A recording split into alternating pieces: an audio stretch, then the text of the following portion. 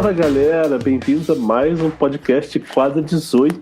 Estamos de volta depois de Roland Garros, 2 semanas intensas, muito tênis, muita coisa acontecendo.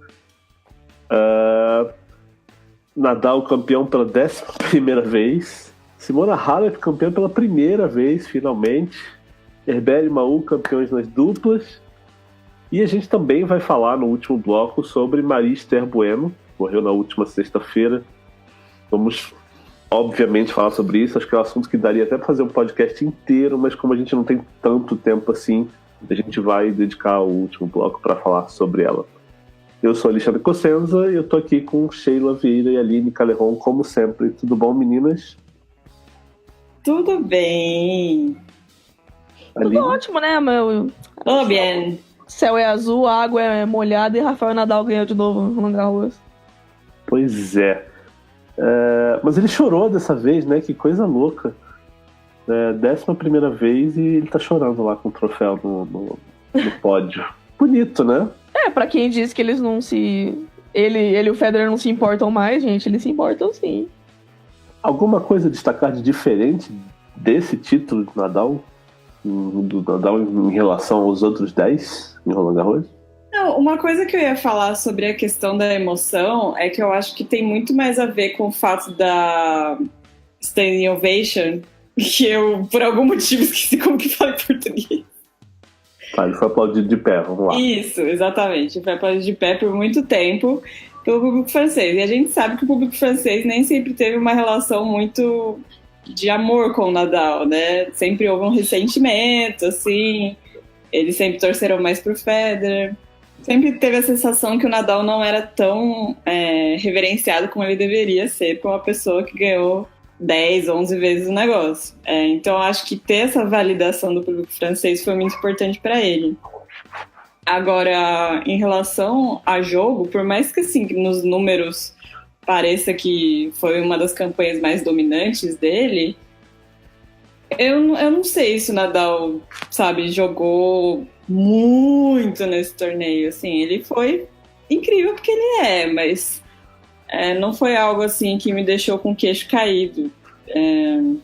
Acho que talvez um pouco pelos adversários. Ele não chegou a ser realmente testado, né, apesar de ter tido jogos tipo, contra o Schwartzman e contra o Delpo, mas não chegou a ser realmente testado, né? O set do Schwartzman foi uma coisa meio assim, que nem o primeiro set contra o Thiem. Se o primeiro que vacilasse ia perder o set. Uhum. E naquele caso foi o Nadal, mas em nenhum momento também você pensa, o Schwartzman ele teve uma quebra no segundo set, né? O Schwartzman tava com uma quebra na frente quando parou o jogo. Ao mesmo tempo, beleza, a chuva ajudou e tal, mas, sabe, problema dos caras que não são capazes de voltar no jogo e continuar ganhando. E também mérito do Nadal por ser um cara que é praticamente imbatível quando a quadra tá mais seca. Eu não sei, eu acho que realmente, sei lá, faltou aquele jogo, foi um torneio tão empolgante, assim. Acho que outras campanhas do Nadal, mesmo que dominantes, teve mais emoção durante... Sei lá, esse torneio não teve muito set longo, foi meio estranho nesse sentido, sabe? Acho que só teve um set longo que eu lembro, lá na primeira rodada. Foi um pouco estranho. 2 coisas que eu acho interessante que você mencionou é o seguinte, não teve tanta, né, o Nadal, você para pensar, ele não jogou tanto quanto de repente jogou ano passado, que ele atropelou todo mundo. Mas aí você para pensar, ele não jogou tanto e perdeu um set só o torneio inteiro, sabe? O que ilustra o quanto ele tá acima dos outros no saibro. E outra coisa, que é essa questão das paralisações, essa semana tem alguém que me perguntou, por que paralisação sempre ajuda o favorito? Você lembra de algum caso que o azarão foi beneficiado quando o jogo parou e tal? E realmente eu não lembrei, não parei para pesquisar, mas acho que não. Mas isso acontece justamente porque o cara não é favorito à toa, né? O favorito é um cara que tem mais recurso, tem mais de onde tirar. Então se ele para ali 15 minutos, senta com o técnico, para analisar o que tá dando errado, o que tá dando certo, olha, vamos fazer isso aqui agora, vamos mudar, vamos fazer de outro jeito. E normalmente o cara volta jogando melhor mesmo. Se a gente parar pra pensar, esse jogo do Nadal com o Schwartzman teve 2 paralisações. né? Quando voltou da primeira, o Nadal já voltou muito melhor. Quando voltou da segunda, o Schwartzman não conseguiu mudar o jogo. Então o Nadal continuou melhor, sabe? Então, normalmente o cara que tem mais recurso é que vai se beneficiar disso sempre. Não tem muito para onde fugir. Agora, a questão, o Nadal deve jogar na grama, deve jogar o Wimbledon, porque, não sei, né? A gente não sabe... Tem que ver aquele dedinho lá, né, que sumiu na final. Então... Esse dedinho aí foi muito bizarro, né? Caramba. Terceiro set, ele sacando 2-1, uma quebra na frente já, e de repente ele para no meio do game para ser atendido, né? Um negócio no mínimo estranho, porque, né? Foi uma cãibra, foi, sei lá, consequência de alguma outra dor que ele estava sentindo, não sei. Ele parecia visivelmente preocupado, né, na premiação. Ele tava, ele não tava muito feliz até o momento de receber o troféu, né? Lá na entrevista após o título, ele tava meio com uma cara de socorro. O que será que aconteceu? Uma coisa que a gente... Desculpa. Uma coisa que a gente sempre tem que lembrar é que o Nadal teve um problema no punho, né? Não muito distante. Então, sei lá, talvez seja um reflexo disso, porque o Nadal estava com os 2 punhos enfaixados, né? Uhum. E alguém ouviu, não fui eu que ouvi, mas algum jornalista no Twitter, que eu não lembro quem é, ouviu que ele falou, quando ele foi atendido, que aquela fita estava cortando a circulação da mão dele. Então, assim, é uma coisa que a gente vai ter que ver, né? Mas sobre a questão de Wimbledon, acho que ele não deveria ir. Acho que ele deveria se poupar, porque ele tem uma ótima chance de, tipo, varrer a temporada americana, ou pelo menos brigar pau a pau com o Federer.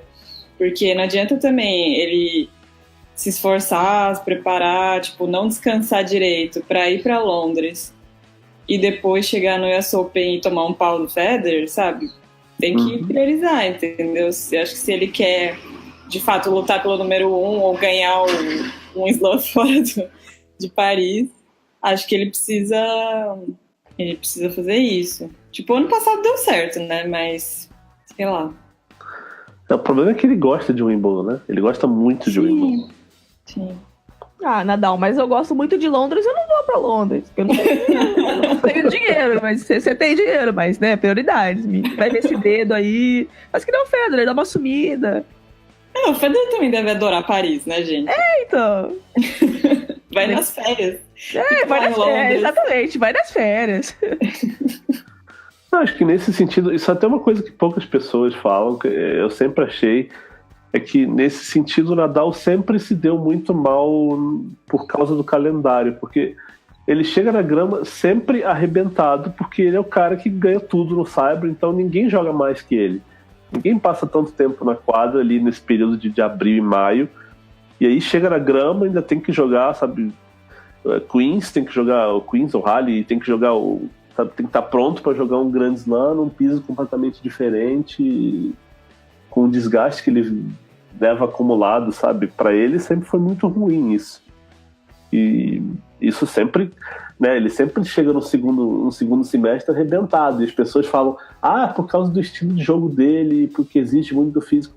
Mais ou menos, exige muito do físico, exige, mas assim, exige tanto quanto o Djokovic exige, quanto o Murray exige do físico, né? As pessoas... E nenhum deles chegava no finals só o pó da rabiola, né? Então, as pessoas acham que todo mundo tem que ser o Federer, que joga leve, que não, né, o corpo não sente tanto, porque é outro estilo de jogo, é um cara que só ele consegue jogar daquele jeito. Mas, cara, não é só o estilo do Nadal, é o quanto tempo que ele passa na quadra e o quanto ele precisa passar ali nesse período que vai de abril a julho, sabe? Que começa ali em Monte Carlo e vai até o fim de Wimbledon. E isso destrói ele pro fim da temporada, quando ele vai bem. Principalmente nos anos que ele foi bem no Wimbledon, né? Mas enfim... mas eu acho que é uma coisa que ele tem que começar a aceitar, entendeu? Sim, claro. 32 já, né? Não dá pra... Não tem 22. Sim, de fato, eu acho que o Wimbledon pro Nadal é muito mais importante pra ele do que Roland Garros pro Federer. Pois é. Mas, né? Não dá. Assim, sei lá, parece que nem a Serena querendo jogar Roland Garros, sabe? Tipo, mano, Uhum. Todo mundo sabia que ia dar bosta. Foi lá e deu bosta. E Dominic Thiem, hein? Decepcionou na final? Não. Ele fez o que ele tinha que fazer, né? Ele botou todos os planos que ele tinha na mesa, ele tentou de tudo, mas, gente, Nadal da final de Roland Garros, não dá, né? E Thiem, cara, não dá pra exigir que ele seja o Djokovic, né? Uhum. Eu achei uma apresentação bem digna, vai. Não achei nada. Aqui, né? A situação exige algo espetacular. O decepcionante foi porque o Ken Rosewall, que deu o troféu pro Nadal, foi entrevistado antes da cerimônia e falou que achou a atuação do Thiem decepcionante. Eu adoro Ken Rosewall. Todo mundo ficou assim, quê? Sinceridade até demais, calma. Ai. Vamos lá. Marco Cecchinato, Johnny. Cecchinato. Esse vídeo é muito bom. Né? Só mais uma coisinha do Thiem. Vocês acham que ele vai ganhar Roland Garros, que nem o Nadal falou?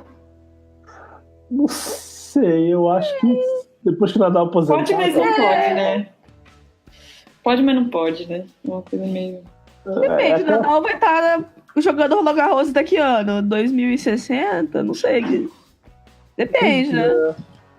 Eu também não sei se o Nadal vai ganhar todos os Roland Garros pra sempre. Eu acho que sempre vai ter um ano que vai ter alguém, sabe? Tipo, ele vai perder um jogo aleatório, ele vai abandonar. Tipo, daqui a uns 4 anos. Então, que é um bom tempo, sabe? É um bom tempo. O Thiem já vai estar com tipo, quase 30. Se alguém tirar o Nadal, ou se o Thiem, sei lá, tornar o objetivo de vida dele ganhar do Nadal em Roland Garros. É possível. O que mais o Thiem vai fazer, né? Tipo, ele não vai ganhar o Wimbledon. Então, assim, acho que é bom ele focar nisso. Eu fiquei meio decepcionado, assim, que a chave do Thiem prometia tanto pra essa segunda semana e não aconteceu nada, né? Porque ele pegou o Zverev morto nas quartas e pegaria o Djokovic na semi e o Djokovic perdendo o Cecchinato. Então, eram 2 jogos que eu queria ver muito e não aconteceu nada, assim, espetacular. O jogo dele com o Zverev foi fácil demais e o jogo com o Cecchinato foi até bom, mas não foi o jogo com o Djokovic. Parabéns, Noli.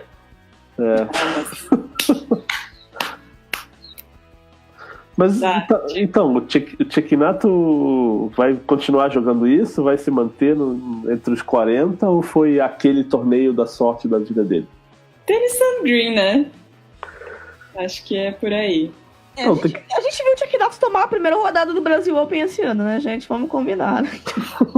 É mais ou menos por aí. Não sei quem foi que tweetou que tava vendo o Cecchinato jogando, lembrando do jogo dele com o Fabiano de Paula, que foi um quali de... Foi a Diana. Eu lembro também. Não, tava na beira da quadra desse jogo, tava tudo amontoado ali embaixo. Tava todo mundo ali, porque ia ser tipo o Fabiano de Paula e ser o primeiro ATP 500. Mas ele perdeu. Ele sacou pro jogo, se eu não me engano. Uhum. Grandes momentos do Marco Cecchinato. Então, assim, a história do Cecchinato é curioso. Tem uma parte curiosa que ele tem aquela história da condenação dele na Itália por manipulação de jogo e tal, que ele depois foi inocentado. Mas o que não se sabe é se a unidade de integridade do tênis está investigando ele por aquilo também, né? Porque foi uma condenação especificamente na Itália, da Federação Italiana. Não foi que nem agora aconteceu com os argentinos, o Kikri e o Coria, que foram, né, suspensos pela unidade de integridade do tênis, que é um órgão da ITF, da ATP, da WTA e do Conselho do Grande Slam. Então, de repente, eles podem estar investigando o Cecchinato e, de repente, a gente está falando aqui e mês que vem sai uma punição para ele aí, sei lá. E ele perde todo o prize money. Não, mentira, acho que não vai perder. Mas... não. Porque já foi, né? Mas é que o negócio, assim, se você olhar só pelo lado de ele foi. Depois a pena foi tirada, sei lá, é meio que nem. Nossa, péssima comparação, Sheila, por que eu faço isso? Mas é meio Woody Allen, assim, que é tipo, você só olha a superfície da situação e, tipo, não os detalhes. Uhum. E quando você vai ler, assim, com detalhes, o caso de Chiquinato, é muito claro o que ele fez. Então, sabe, ele só não cumpriu a pena porque, enfim, alguém, tipo, vacilou no processo. Porque, né, agora, sei lá, do jeito que essa unidade e integridade aí tá toda, né, nos últimos meses, acho que é uma boa pessoa para eles mostrarem serviço, né? Tipo, você pegando se semifinalista de Roland Garros, então... E o caso do Cecchinato na Itália foi em 2015, né? Que, curiosamente ou coincidentemente, as últimas 2 punições da unidade de integridade do tênis foram casos de 2015. Então, sei lá se eles estão investigando o Cecchinato mais ou menos nessa mesma época aí, né? E o Djokovic, hein? O que acontece com o Novak Djokovic? Aquela pergunta que a gente adora. Pergunta que respondemos há 1 ano nesse podcast. Mais de 1 ano. Mais de 1 ano. Vai fazer 2 anos. Faz 2 anos que ele ganhou... Ajuda a gente, Djokovic. Que ele ganhou o Roland Garros e aí ele... morreu. Foi uma grande decepção pra mim essa derrota dele pro Cecchinato, viu? Foi pra você, foi pra mim, foi pra ele mesmo, foi pra todo mundo. Nossa, ele tava putaço na coletiva. Mas tem que estar, sabe? Mas bom que esteja, né? Sabe, se ele chegasse na coletiva, mas ele jogou muito bem, dava na cara dele. Sabe? Tipo, uma coisa é você falar isso do Schwartzman, entendeu? Do Monfils, outra coisa é falar isso do Cecchinato, entendeu? Não tem como. E assim, era um jogo que virou pro lado dele totalmente e aí ele deixou escapar. Então foi uma coisa assim, surreal. Mas foi um puta balde de água fria, né? Porque assim, a chave foi ótima, ele tava ganhando bem, assim, tava, nossa, jogando pra caralho, mas tava ganhando bem. Tipo, uma semifinal com o Thiem ia ser muito difícil pra ele, mas assim, se ele desse uns gritos, tentasse dar uma intimidade, poderia levar pra um quinto set. E, cara, jogou no lixo. Sim, é muito, muito frustrante pra ele, né? A única coisa legal que eu tenho que falar daquele jogo é que, assim, foi o melhor... O tie-break, pra mim, foi o melhor momento do torneio na chave masculina. Foi o momento mais elétrico. Foi muito bom, assim. O nível tava altíssimo e ficou durante um bom tempo ali no tie-break. Mas ele teve chances, né? Não dá pra dizer que não teve. Ele sacou pra fechar aquele set, não precisava nem ter ido pro tie-break, enfim. E vamos falar de coisas novas, então. O Zverev com problemas físicos. Nunca aconteceu. Vai, Aline. Agora vai diferente, né? Mas tudo bem. Não, diferente. Não, a pessoa...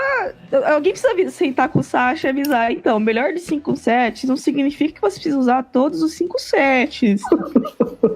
Nossa, cara, foram o quê? 3 jogos seguidos de 5 sets? Foram... Sim.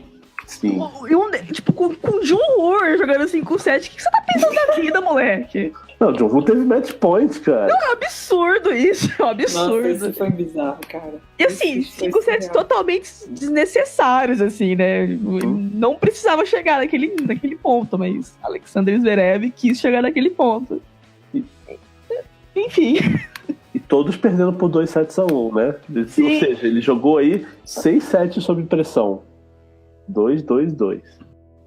Uma coisa do Zverev é que eu acho que tirando essa parte física, o resto tá nos trinques, né? Eu não achei, não. Eu achei bem mais ou menos, viu? Por quê? Porque se ele estivesse jogando bem, ele não precisava ter jogado 5 sets. Nossa, foi um festival de vacilo, assim, total. Eu achei que ele jogou... Assim, é meio babaca falar assim, mas eu achei que ele jogou burro. Ele foi pouco tático e muito na base do vou ganhar porque eu tenho mais bola que os outros, sabe? Foi muito... Pelo menos a impressão que eu tive. Faltou plano de jogo, faltou... Sei lá, ele entrava... A impressão que eu tinha é que ele entrava na quadra, vou resolver aqui com 3 pancadas e tá beleza. E não rolou. Parece que ele apagou as últimas semanas dele nesse pré-Roland Garros da cabeça, né? Ele foi... Foi bizarro. Mas assim, um jogo desse em Wimbledon pode funcionar. Ok. Sei lá, né? Não, mas quem tem o saque que ele tem ganha muita coisa já de graça em Wimbledon, né? Então é outra coisa. Se ele jogar menos burro em Wimbledon, começar a entender que 5 sets não precisam ser usados todos. Agora, seria legal também se ele começasse a ganhar um pouquinho mais de ponto na rede, né? Porque foi um negócio... foi feio. Ali não é o forte mesmo, né? Foi feio. Foi tenso. Teve jogo que ele foi, sei lá, 40 vezes pra rede e ganhou 10 pontos. Os números estavam assim, absurdos. 40% de pontos. Ele chega meio lento na rede, né? É estranho. Tipo, ele chega e fica meio assim... bobo. Né? Parece que assim, movimentação lateral dele show, mas quando ele precisa ir pra frente, as pernas não concordam, né? Ei, Sasha. Para terminar esse bloco ATP, vamos falar da grande notícia que pipocou durante a final de Roland Garros, mas que não tem nada a ver com Roland Garros, que é Roger Federer supostamente saindo da Nike para assinar com a Uniqlo. É meio saída do Duty Free para entrar na CIA ou na 25 de março, na Uruguaiana, sei lá. O que vocês estão achando disso? Triste, né? Muito triste. Não, eu tô percebendo muito fã do Federer incomodado com isso, sabe? Como se, sei lá, se fosse uma queda de status de dele. nível, E eu fiz é bizarro, porque é tipo, totalmente o contrário do que está acontecendo com o Federer.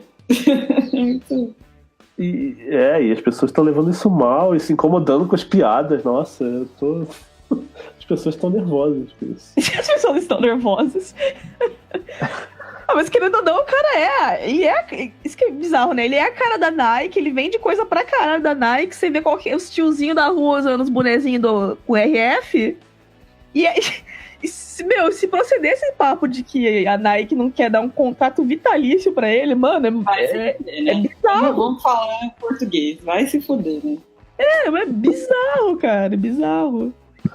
Tipo, tem um ser humano nesse planeta que merece um contrato vitalício. É Roger Federer.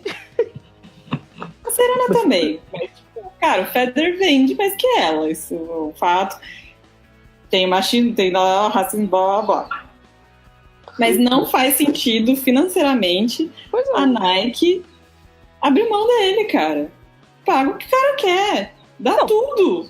Tem um item mais fã de tênis do que um boné do Federer, me fala.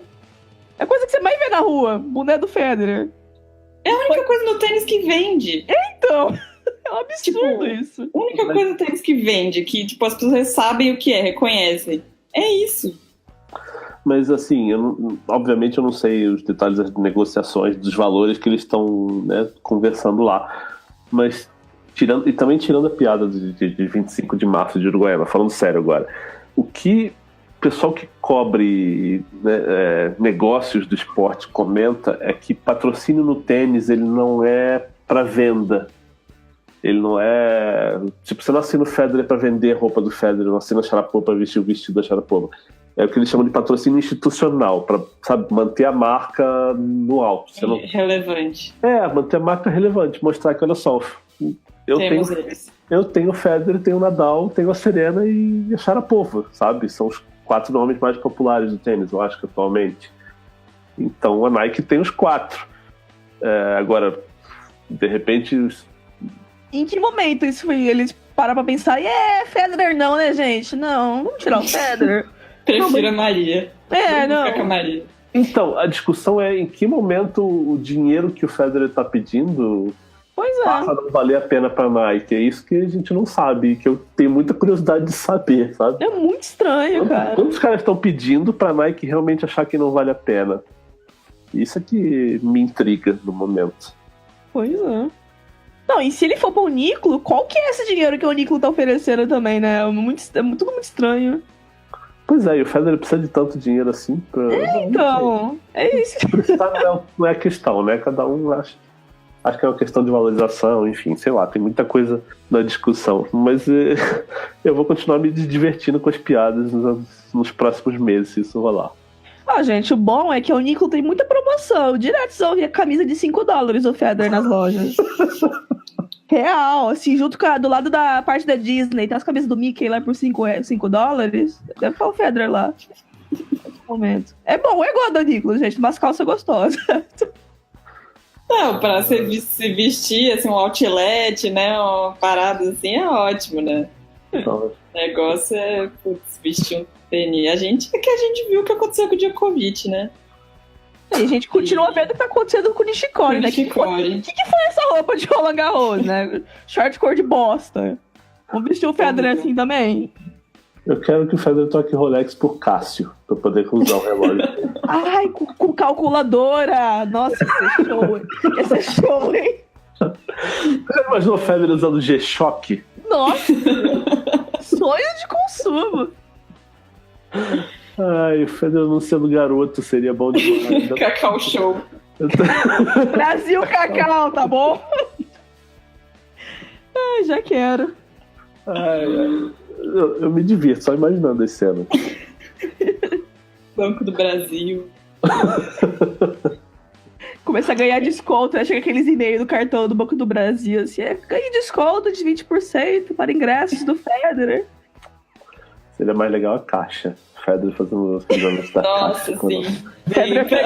Federer pegando fila da caixa para retirar o dinheiro. Venha retirar seu FGTS.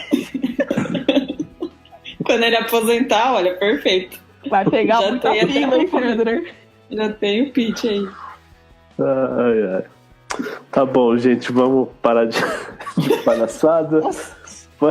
Vamos chamar a musiquinha que é pra gente voltar falando de WTA, de Halep, Kvitova, Pliskova, Sloane Stevens, Sharapova, Serena, Muguruza e não esquecendo, no último bloco a gente vai falar de Maria Esther Bueno. Então fica aí que a gente já volta.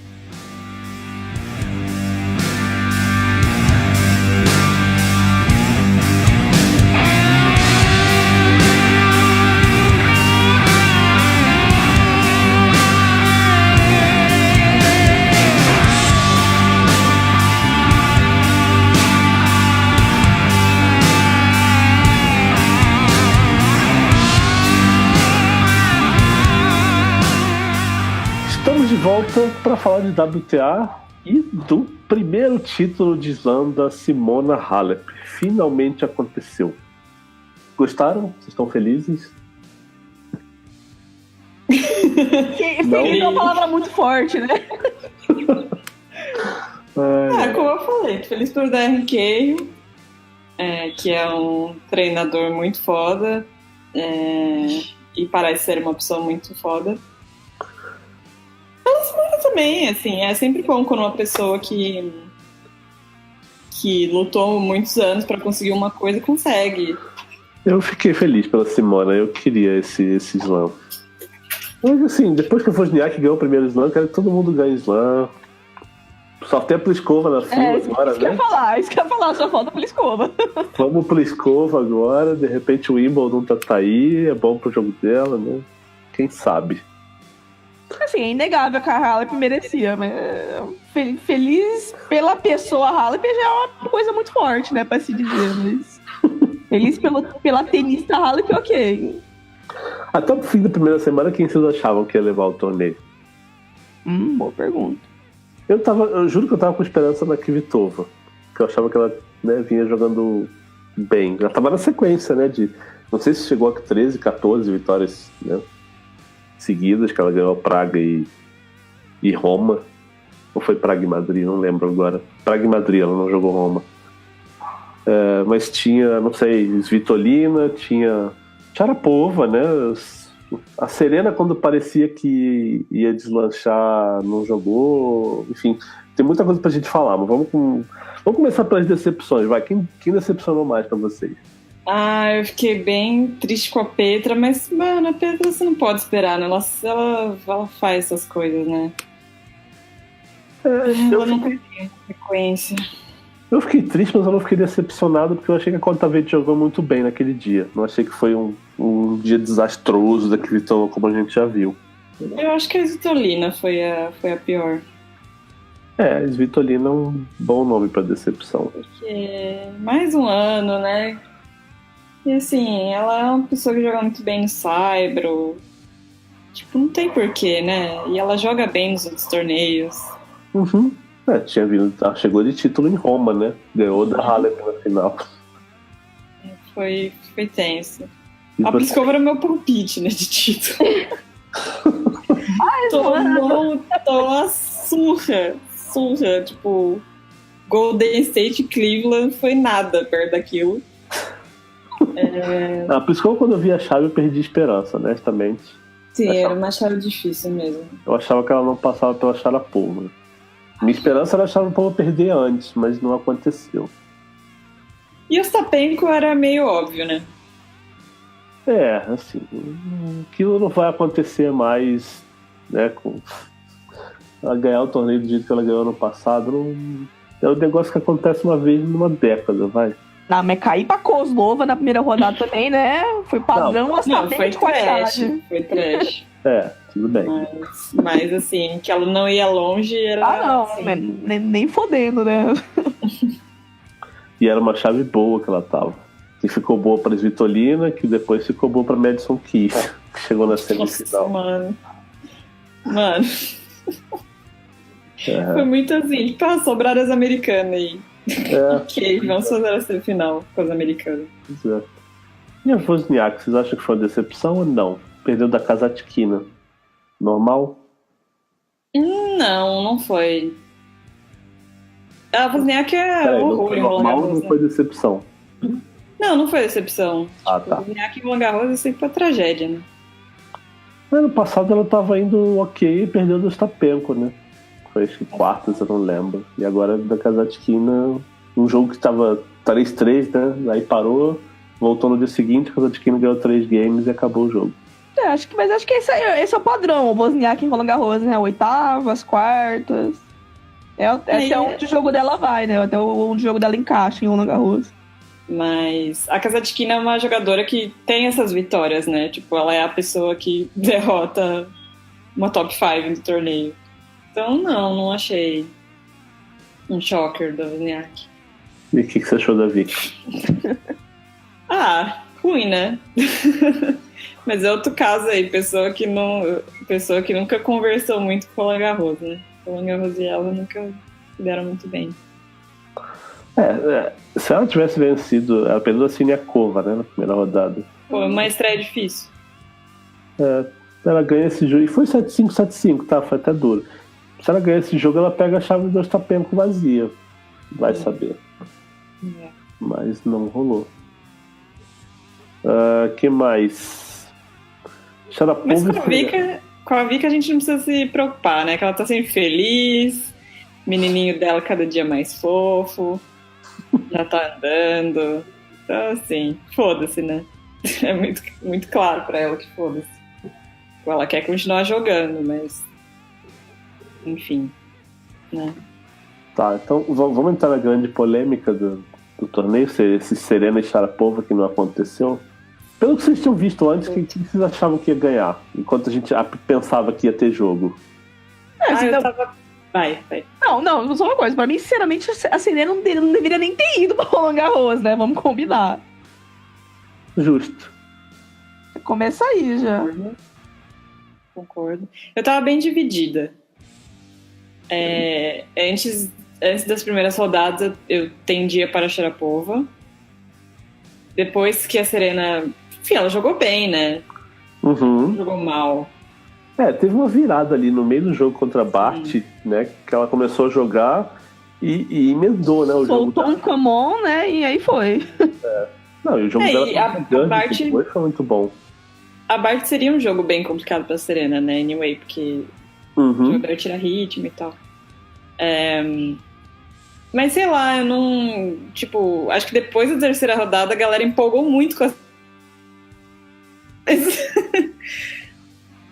Não sei, eu acho que ela... Acho que a Serena não acho que foi um negócio assim, na terceira rodada, no jogo de duplas, ela sentiu algo que ela nunca sentiu antes. Acho que foi uma coisa de até aqui eu consegui ir, eu não tô bem o suficiente pra ganhar dela, eu não quero perder dela, então eu vou embora. Eu acho que foi isso. Então, eu suspeito a mesma coisa. Muitos fãs da Serena encheram meu saco por causa disso. Mas enfim. A Serena ainda está um pouco insegura, com razão. Sim. E ficou muito claro que essa picuinha entre elas ainda não morre, sabe? Tipo... Não, engraçado que as duas falam, né? Ai, não tenho nada contra pessoalmente. Ah, minha querida, você tem sim. Você tem. Não, a Serena na coletiva dizendo que leu o livro da Sharapova, ficou surpreso que não Ela sabia falou bastante, né? que tinha tanta coisa sobre ela no livro. Oh, que surpresa! Ó! Essas duas, engraçado, viu? Elas são muito adolescentes, né? Assim, de vez em quando. Uhum. Aliás, a Serena na dupla não teve aquele problema lá, não foi falar com a árbitra da... Nossa, aquilo foi muito louco. Quem era a espanhola? Eu esqueci. Era a Maria José Martins Sanches. Isso, que 30 anos atrás gafou um ponto da Serena. Alguém tem que avisar pra ela! Aquilo foi lá. Mas a Serena, ela é meio infantil às vezes, né? Uhum. Tem a menor necessidade de ser. Uhum. Então, eu acho, sim, que teve esse componente de... cara, só vou jogar com ela, tipo, quando eu tiver... Uhum. Pode ser até... Ela pode não ter verbalizado isso, mas, mano, acho que é o que ela sentiu, entendeu? Não quero me expor e, sabe, dar esse gostinho pra ela, entendeu? Sim. Eu acho até que ela teria boa chance de ganhar aquele jogo, a Serena. Mas na cabeça dela ela pensa, puxa, existe um risco. Eu não quero correr esse risco, sabe? Uhum. E aí, porque esse é o tipo de jogo que se ela entra e perde, ela sai do torneio pensando que não devia nem ter ido até Paris, sabe, pra jogar. Nossa, já tô vendo a coletiva como seria. Joguei que nem uma juvenil, não saquei, não fiz nada. Tipo, foi um horror. Estou com vergonha, sabe? Esse coletivo da Serena, quando ela fica puta. Exatamente. Exatamente. Pra terminar a WTA, Garbine Muguruza, que eliminou a Sharapova, 6-2, 6-1, uma bela de uma surra, vai. E depois perdeu da Simona. O que vocês acharam? A Muguruza tava super bem, né, no torneio. Mais um dia na vida de Muguruza, né? Aí sumiu. Fez um ótimo jogo contra a Stossur. Esse jogo contra a Sharapova também foi a surra da vida. Uhum. Chegou na Halep e sumiu, né? Onde está a Muguruza? Uhum. Exatamente. Aliás, quando ele chegou na Halep, eu fiquei decepcionado de novo. Não sei por que eu me empolgo com a Kerber ainda, né? Porque toda vez que eu acho que ela vai fazer alguma coisa, ela me decepciona. Eu falei no podcast antes de Roland Garros, não tenho mais esperança com a Kerber. Aí ela vai, me empolga, chega até ali as quartas, mete 4-0 no primeiro set com a Halep. Eu, agora vai. E não foi. Ai, não consigo mais. Não...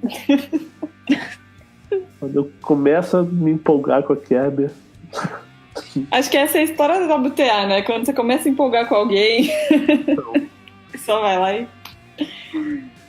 Pois enfim, faz parte da diversão. Então tá, gente. Chega de WTA, é isso? Acabamos? E o Wimbledon, hein? Calma, as bolinhas estão começando a ser batidas na grama. Vamos pro deixar isso para o pré. Então tá, vamos pra uma musiquinha e a gente volta pra falar de duplas e de Barista Bueno. A gente já volta.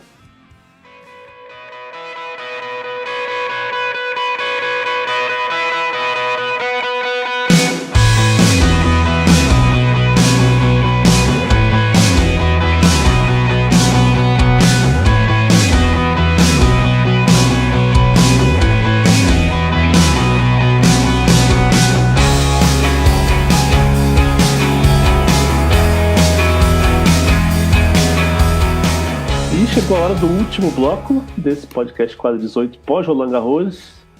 Vamos falar de que, Sheila? Duplas. Título de Herbert e Mahut. Aline Caleron, o que você gostaria de destacar da conquista dos franceses? Primeiramente, né, que só pra gente lembrar, esse é o terceiro Grand Slam que eles conquistaram na carreira deles, né, o Herbert e Mahut, derrotando Marat e Pavic na final, né. Eles ganharam o Wimbledon, ganharam o US Open, agora estão em Roland Garros, só falta o Australian Open pra eles. Muito bom ver eles jogando bem de novo, né, em Grand Slam, no caso. Em Paris, eles começaram a campanha no primeiro jogo, salvando 2 match points contra Lindstedt e Matkovski, que quase que foram na primeira rodada. E depois disso, eles ganharam esse jogo 2-7-1, e depois disso eles nunca mais perderam um set até o título. Derrubaram Hassim e Dokup, derrubaram Johnson e Sock, Gonzalez de Jarry e o McTeague Pay até esse caminho até a final. Que eram os favoritos. E... com certeza. Que meus favoritos. Seus favoritos do coração sempre. Sempre. Que é muito lindo esse romance que você tem com o Peia. É um caso, né? Tem um caso com o Peia. Tem um caso. E na final, o Herbert e Mahut derrotaram o Marat e Pavic, né? Que é uma dupla formada pelos número 1 e 2 do mundo, e é uma dupla que tem um estilo de jogo muito agressivo, né? Uma dupla que tem... Os dois têm uma direita muito pesada, é um jogo muito baseado na força, e é um estilo de jogo que o Herbert e o Mahut, sinceramente, gostam de jogar contra, né? Eles são muito bons em cancelar esse tipo de força, uma dupla muito técnica, e eles também têm um jogo muito pesado, então acaba matando o jogo do Marat e do Pavic, tanto que a terceira vitória que eles têm contra os caras nunca perderam pra eles. De novo, muito bom ver o Herbert e Mahut voltando a fazer bons resultados em Grand Slam, porque 2017 foi bem apagadinho deles, apesar deles terem jogado super bem nos Masters 1000. E com esse título eles acabam voltando pro top 10, né? O Mahut em 9º e o Herbert em 10º. Bom, muito bom. Vamos falar dos brasileiros. Então agora, Bruno Soares e Jamie Murray perderam a segunda rodada para Máximo Gonzalez e Nicolas Jarry. Marcelo Melo e Lucas Kubot foram mais longe, perderam nas oitavas para Bopana e Roger Vasselin. E o Marcelo Demolinegro, jogou com Santiago Gonzalez, também perdeu na segunda rodada para os não irmãos Feliciano Lopes e Mark Lopes. O que você destaca disso, Aline? Cara, assim, a temporada de saibro do Bruno e do Jamie não foi aquela coisa, né? Infelizmente. E em Roland Garros, especificamente, acho que eles sofreram muito com esse lance do saibro pesado, né? Os 2 dias que eles jogaram foi em dias chuvosos, foram 2 jogos. Um dos jogos passou pro outro dia e o outro foi interrompido na metade, também foi pro outro dia. E esse jogo contra o Gonzalez e o Jarry, eles sofreram muito no saque, né? Principalmente o Jamie, com esse lance do saibro pesado. O saque deles não garantia muita coisa e no saque dos caras eles não conseguiam aproveitar as chances. Era bizarro, porque eles conseguiam fazer as chances acontecerem, né? Eles tinham um break point, mas eles não rolava. Aquele fator decisivo deles não tava lá e os jogos acabaram escapando durante toda a temporada de saibro. E acabou sendo um pouco frustrante, né? Tanto pra eles quanto pra gente. O Bruno falou muito sobre essa palavra frustrante, né? Durante toda a temporada de saibro. Uhum. Que não conseguia aproveitar a chance e que ficou esse negócio de querer mais e não conseguir. Uma pena. Eu tinha falado com o Bruno antes do torneio sobre o saque do Jamie, que eles tinham perdido 2 jogos com dupla falta do Jamie. E ele estava me falando que o Jamie realmente está no momento de pouca confiança com o saque. E que quando isso acontece, amigo, um abraço, né? Porque assim, você joga na dupla cheio de bons devolvedores, colocando o primeiro saque em jogo, sem forçar, sem arriscar, você fica muito vulnerável. E é um negócio que não tem muito o que fazer, né? É esperar passar, o Jamie ter uma semana, 2, 3 semanas boas para reconquistar a confiança no saque e voltar. Até isso acontecer, acho que eles estão jogando bem, mas acho que vão continuar tendo problema no serviço do Jamie, porque tá tenso mesmo. E tem muito o que fazer quando isso acontece. A temporada de grama vai ser bom isso pra eles, né? Vamos ver se o Jamie consegue.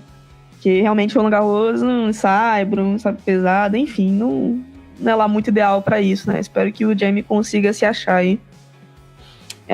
Sobre Marcelo e Kubot, como o Alexandre falou, eles caíram nas oitavas pro Bobana e pro Rojavasselândia. Foi um jogo que eles não conseguiram botar um bom ritmo em quadra, né? Eles estavam jogando bem, eles vieram jogando bem essa temporada de Saibro, querendo ou não. Mas nesse jogo em específico contra o Bopana e o Rojavasselã, o primeiro saque deles não estava tão eficiente contra os outros jogos. E eu acho que acabou custando um pouquinho. Até porque tanto o Bopana quanto o Rojavasselã são dois caras que sacam bem, né? O Bopana tem um saque forte, o Rojavasselã tem um saque mais colocado, cheio de efeito. E eles não conseguiram criar as chances. As poucas chances que eles tiveram não rolava.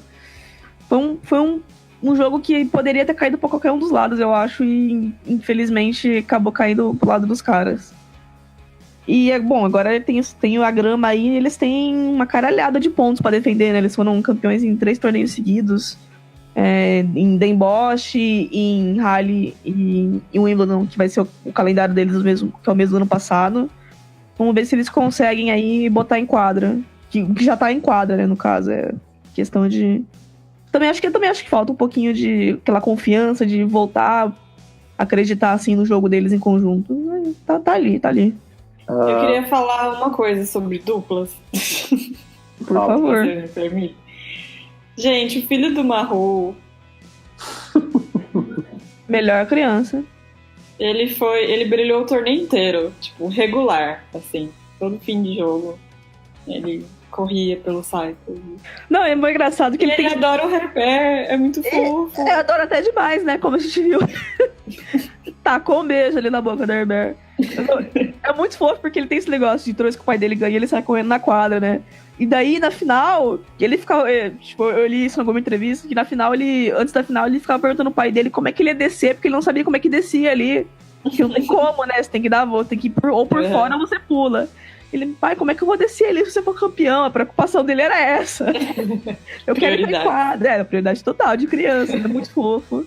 Não, mas fofíssimo, né? Tá com um beijo na boca do Herbert e saiu correndo ali atrás do pai e distribuía pro público munhequeira, toalha. Fofura, né?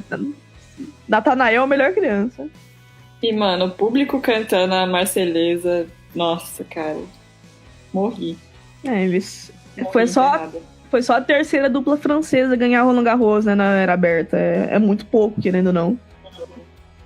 Foi bem emocionante. E é uma pena, né, que o torneio não tocou o hino francês, né? Porque, né, dupla. Mas, enfim. O público fez a parte. E para terminar esse podcast, vamos falar um pouquinho sobre Maria Esther Bueno, que eu acho a maior atleta da história do Brasil, não só no tênis.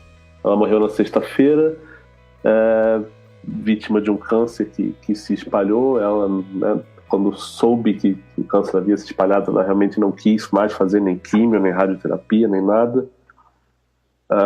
E a gente passou a semana passada, acho que inteira, acho que de terça-feira, de terça até sexta, meio que na expectativa de quando aconteceria, sabe? Já não tinha muito, os médicos já não davam muito mais esperança de que ela pudesse sair. Mas vamos tentar fazer dessa parte uma parte feliz, vamos contar nossas histórias com ela. Vocês têm Sheila, que acho que tem mais contato com ela no Rio Open. O que você tem da Maria Esther pra falar?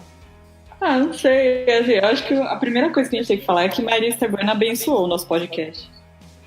Sim, nós temos uma foto. E essa é uma boa primeira história, que estávamos lá na sala de imprensa do Rio Open e decidimos, vamos fazer uma foto do quadro 18. Juntamos nós três, entra a Maria Esther Bueno. E ela fica, tipo, meio do lado, assim, a gente, Maria, entra na foto aí. E ela entrou na foto e... Enfim, temos essa foto até hoje. Maria Esther Bueno com o quadro 18. E assim, ela era muito... Acho que o nosso contato com ela foi, tipo, no geral, foi muito no Rio Open, né? Acho que não só pra mim, pra nós três, né? Uhum. Porque ela foi todos os anos e ela ficava no clube o dia inteiro. E ela gostava muito de ficar na sala de imprensa. Então ela ia lá, ela falava, que nem a Diana falou no post dela, que ela falava que tinha breaking news, Ela ficava sentada lá, conversando. Chegava sempre todo dia muito cedo, né? E ficava lá, batendo papo. Toda vestida de tenista, queria um media guide. Quando ela ia fazer uma transmissão, ela sempre perguntava, tipo, pedia ajuda, né? Pra saber detalhes dos tenistas e tal. Porque, enfim, tipo, ela é uma senhora, né? Ela não ia... vou entrar no Media Notes no site da TP, né? Ela não ia fazer isso. Então, o pessoal ajudava ela. Enfim, ela era essa presença muito constante. E ela sempre queria jogar. Então, teve um ano que ela fez uma parceria com a Pirelli e tal. E a Pennetta tava lá. E aí juntou, ela jogou com a Pennetta. Que foi legal, porque a Pennetta tinha acabado de ganhar o US Open. Pennetta, que é, enfim, esposa do Fanini. Por isso ela estava lá. E foi muito bizarro, porque esse ano, assim, tinha essa coisa, ela tá doente e tal, ela teve um problema, mas quando a gente viu ela esse ano, não parecia muito grave, sabe? Porque ela deu uma entrevista pra gente de uns 15 minutos, né, Aline? Sim. E ela falou bem durante 15 minutos, é bastante tempo, eu acho. E ela participou de uma clínica com pessoas com deficiência, jogou normalmente. Então, assim, acho que ninguém de nós imaginava que seria a última vez que a gente veria ela. E, assim, sempre querendo falar do Federer, contando as histórias dela, né? De quando ela encontrou o príncipe, do metrô pra ir pra Wimbledon, e de como naquela época era muito mais difícil. E foi meio por aí, assim. Mas eu acho muito legal que ela teve essa oportunidade, sabe? E não só no Rio Open, mas também na Gillette Federer Tour, que ela... Acho que foi o primeiro grande encontro dela com o Federer, assim, né? Mais público e tal. E com o Guga, né? Também. E teve também a inauguração lá do Centro Olímpico que ganhou o nome dela, né? Enfim, tipo... É meio triste porque, assim, não tem jogos naquela quadra. E aí o COI não usa nome de pessoas para as instalações da Olimpíada, então eles chamavam de quadro central. Então isso é meio triste. Mas o que eu lembro muito daquele dia... Você tava também lá, né, Ali? No dia da inauguração eu não tava, eu fui no dia seguinte. Ah, tá. O que eu lembro muito, assim, ela tava lá, enfim, muito celebrada e tal, mas uma cena que me marcou muito foi que ela estava lá dando entrevistas e aí o Guga chegou. E quando o Guga chegou, todo mundo deixou ela e foi para o Guga. E aí eu não fui pro Guga. Eu continuei ali com ela. E foi talvez o momento que mais falei com ela, só com ela. E foi um momento que ela falou muito as paradas mais girl power, assim, de que, tipo, a gente tem que se fazer 1000 vezes mais do que um homem pra, tipo, ser colocada no mesmo patamar, né, nem acima. E tinha também outro lado, assim, ela é uma pessoa que era complexa, a Maria Esther Bueno era muito complexa, assim, porque ela era uma pessoa que gostava de falar sobre ela mesma, mas ao mesmo tempo ela não gostava de dar entrevistas. Então, assim, ela escolhia muito bem com quem ela ia falar, o que ela ia falar, mas ao mesmo tempo ela tinha um remorso da imprensa. Muito doido isso. É que assim, ela não gostava de dar entrevista para quem não entendia de tênis. Né? Eu acho que o Guga tem isso também. Que o Guga disfarça melhor, eu acho. E é super compreensível, porque, sabe, você tem uma pessoa ali que é a maior atleta da história do país, e de repente um jornal manda um repórter que não sabe o tamanho dos feitos da pessoa. É muito chato, a própria pessoa tem que ficar dizendo eu fiz isso, eu fiz aquilo, sabe?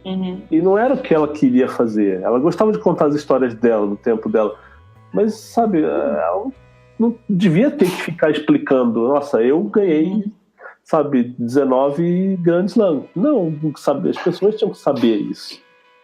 E o meu contato com a Maria Esther Bueno, assim, a primeira vez que eu vi a Maria Esther já foi um negócio impressionante, porque, assim, eu fui morar no Rio em 2000, meu contato com tênis em torneios era muito pequeno até essa época.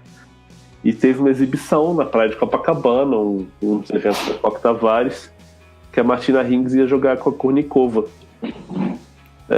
eu já estava cobrindo isso, né, como jornalista. E a Kournikova, no meio do jogo, teve bolha na mão. A Kournikova, obviamente, não jogava há muito tempo. Ela jogou um set com a Martina Hingis e teve bolha. E ficou naquela, né? E agora o que a gente faz? A organização ficou meio perdida, porque, nossa, todo mundo pagou o ingresso, todo mundo tá aqui. Vai fazer o quê? Maria Esther Bueno estava lá. Botaram a Maria Esther na quadra para bater bola com a Martina Hingis. E Maria Esther Bueno, isso foi em 2005 ou 2006, eu não lembro. Maria Esther tinha seus 65 anos. E a Maria Esther não errava uma bola, sabe? E a galera foi a loucura naquela hora, porque a Hingis batia, tudo bem. A Hingis estava jogando bola em cima da Maria Esther, mas era uma senhora de 60 e tantos anos, sabe? E não errava a bola, era um negócio assustador. E depois, quase ninguém, acho que ninguém sabe disso. A Maria Esther teve ninguém lembra disso. A Maria Esther teve um blog no Globoesporte.com em 2007, que foi quando ela, acho que foi logo que ela começou a trabalhar, a comentar jogos no Sport TV. Ela fazia umas entradas esporádicas, e durante o Wimbledon alguém inventou que ela tinha que ter um blog no Globoesporte.com. Só que, obviamente, né, ela não ia ficar administrando, entrando no WordPress lá para fazer. E quem fazia o blog era eu. Eu ligava para ela todo dia, ela em Londres, eu na redação da Barra. Eu ligava e: o que a senhora quer falar hoje? Aí ela escolhia um assunto, ditava, eu digitava e publicava. Eu escolhia uma foto e tal, e era o blog dela. Eu não lembro o nome do blog, era alguma coisa com a rainha, em Wimbledon com a rainha, alguma coisa assim, eu não lembro, das quadras com a rainha. E ela contava histórias, às vezes uma história dela, às vezes um comentário sobre o que tinha acontecido naquele dia em Wimbledon. E era legal, assim, foram minhas primeiras conversas com a Maria Esther. E era engraçado que lá pelo segundo dia ela começou a perceber, né, que ela falava e às vezes ela não lembrava o nome. Eu falava: fulano. Aí ela: pô, você conhece de tênis, né? Eu falei: não, eu conheço um pouquinho, tô aprendendo e tal. E foi muito legal esse período, assim, durou acho que aquele torneio inteiro. E depois ninguém quis mais fazer, porque era uma logística complicada, porque tinha que ligar para o celular dela em Londres, e nem sempre o celular estava com ela não dava com o celular o tempo todo, então tinha dia que não publicava, tinha dia que publicava, e acabaram desistindo do blog. E foram meus primeiros contatos com ela. Também bati papos com ela nos US Opens que eu fui, que ela estava lá sempre com o pessoal do Sport TV. Ela sempre tinha uma história legal para contar. Era uma pessoa muito agradável para conversar sobre tênis, quando ela percebia que você sabia do que ela estava falando, sabe? Aí ela começava a se soltar, falava mais e tal. Mas sempre com os conceitos dela de tênis, de saque e voleio, de jogar tênis para frente. Não sei quem foi que me disse esses dias, acho que foi o Narc, que nas transmissões ela sempre perguntava para ele, assim, fora do microfone: mas Narc, por que esses caras não vão pra rede? Por que eles ficam lá atrás o tempo todo? Umas coisas assim, muito, muito a cara da Maria Esther. Eu tenho muito menos tempo de frequentando o torneio do que vocês dois, né? E o meu grande contato com ela também foi no Rio Open, que, né, a Sheila falou.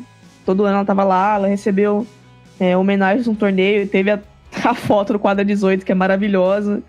E a gente fez essa live com ela em fevereiro agora. Mas assim, a Maria Esther Bueno, no geral, não tem nem como falar, né? Eu que falo de dupla, não tem nem como falar de duplas brasileiras sem falar dela. Ganhou, 11 títulos de Grand Slam de duplas numa época que todo mundo jogava dupla, né? É um absurdo. Todo mundo jogava, todo mundo era bom, e ela ganhou 11 títulos de duplas, tanto a feminina quanto a mista.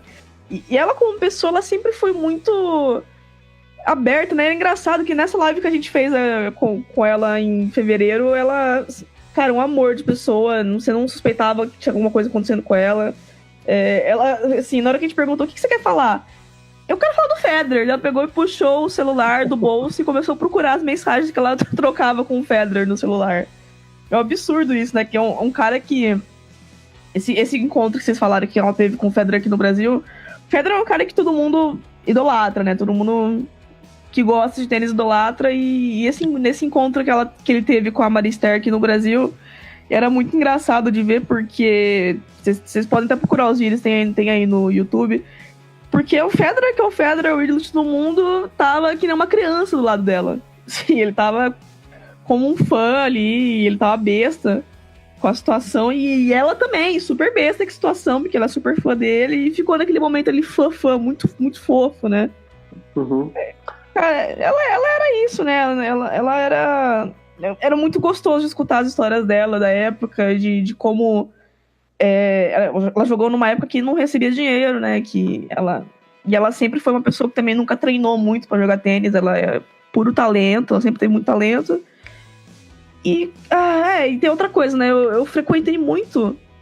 Desde que eu me mudei pra São Paulo, eu frequentei muito o clube lá no Tietê, que foi o clube que ela começou a jogar, né, tênis. E era muito legal entrar pela porta principal do Tietê e ver a estátua dela. Até recomendo quem tá aqui em São Paulo nunca visitou o Tietê pra dar uma visitadinha lá e ver a estátua dela, pra ver onde ela começou a jogar, pra ver o lugar que ela frequentava, porque é muito legal. E assim, é uma pena, é um clube muito bonito, mas é uma pena que ele tá, principalmente com as quadras de tênis, abandonada, né? A quadra de tênis tá puro, não tem mais saibro em cima, tá tudo desnivelado, é uma pena, mas vale pela estátua, vale pela experiência, vale dar pra uma andadinha ali. Deixa eu só contar uma história do Federer, dessa história do Federer Tour que a Aline citou. Já tá longo o podcast, mas enfim, sobre Maria Esther, a gente não vai economizar tempo para falar disso. Esse Federer Tour foi muito importante para ela, porque eu não sei quantas pessoas sabem disso. A Maria Esther, assim, ela não casou, né? Ela não teve filhos e tal. O grande companheiro dela, quando ela estava no Brasil, era o irmão, Pedro. E o Pedro morreu naquele ano, 2012. Então, assim, as pessoas que conversaram comigo falaram que naquele ano, assim, ela estava muito desanimada com a vida, não tava nem querendo muito jogar tênis, estava meio assim, sabe, desgostosa. E que essa vinda do Federer e a vontade do Federer de envolver a Maria Esther nos eventos, nas ações do Federer Tour, aquilo tudo deu um ânimo para ela que, sabe, ela voltou a jogar tênis com mais entusiasmo, voltou a ver, e foi muito importante para a vida dela, assim, o Federer Tour e a vontade do Federer de tê-la perto, sabe, de, como a Aline falou, como ele se mostrou ali um fã, né? O Federer é um admirador de história do tênis, né? Ele tem muito respeito pelos caras que jogaram antes e pelos caras que fizeram muita coisa, que foi o caso da Maria Esther. Então isso foi muito bonito. É uma história que é muito legal, acho que por parte dos dois, sabe? Eu gostei muito de saber do quanto significou para cada um aquilo ali. E acho que, sei lá, nesses últimos anos, assim, ela ganhou, obviamente, se você ir pra rua e perguntar quem é Guga, quem é Maria Esther Bueno, as pessoas não vão falar que só conhecem o Guga, provavelmente, mas esses últimos anos ajudaram muito ela, principalmente Sport TV. Eu acho que tem que dar muito crédito pro Sport TV, sabe, por tudo que eles fizeram por ela, financeiramente, de trabalho, de exposição, de, sabe, preservar a memória das coisas que ela fez, de promover a Maria Esther. Foi muito legal o que eles fizeram, e num país que a memória esportiva é tão tosca como a nossa, deveria ser uma obrigação, mas enfim. E acho que nesse momento ela ganhou uma visibilidade um pouco além de nós, que, enfim, sabemos o que acontece no nosso mundinho. E por mais triste que tenha sido que ela morreu, tomara que, assim, Jornal Nacional, enfim, jornais, todo mundo noticiando sobre isso, que as pessoas, no geral, entendam.